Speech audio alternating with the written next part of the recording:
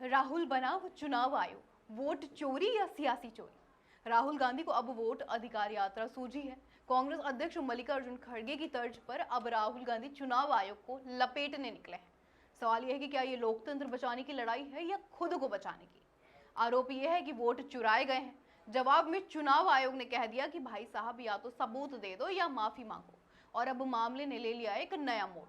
पूरा मामला पहुंच गया है सुप्रीम कोर्ट। जी हाँ, PIL भी फाइल हो गई है।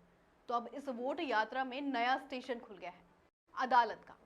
राहुल गांधी विपक्ष के सबसे तेज तर्रार, सबसे मुखर और सबसे नियमित प्रेस कॉन्फ्रेंसर नेता है। मुद्दा कोई भी हो, चुनाव आयोग को घसीट लाना इन्हें खूब आता है।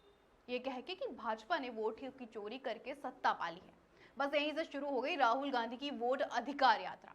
यह जनता कह रही है कि वही पुरानी चुनावी नाटक जिसमें हर हार के बाद धांधली का राग अलापा जाता है। बहरहाल चुनाव आयोग ने पलटवार भी किया है। ज्ञानेश कुमार बोले, आरोप लगाया तो है पर 7 दिन में हलफनामा दे दीजिए, नहीं तो माफी मांग लीजिए। मतलब या तो केस बनाओ या केस से निकाल लो। और इसी में अब ताजा अपडेट की मामला पहुंच गया है सुप्रीम कोर्ट।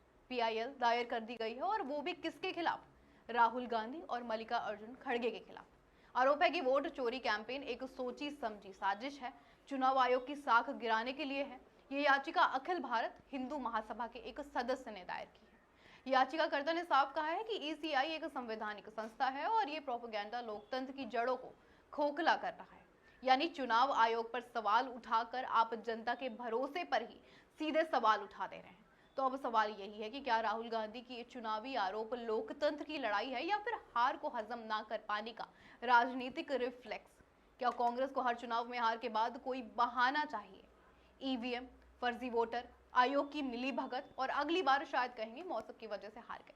तो अब देखना यह होगा कि राहुल गांधी सबूत पेश करते हैं या माफी मांगते हैं। लेकिन जब आरोप लगने वाले ही वोट यात्रा पर हों और कोर्ट यात्रा उनकी राह ताक रही हो तो मामला दिलचस्प हो जाता है। आगे आगे देखिए होता है क्या, लेकिन एक बात तय है, जनता सब देख रही है और अगली बार वोट डालते वक्त वो भी तय करेगी कि असली वोट चोरी कहां हो रही है।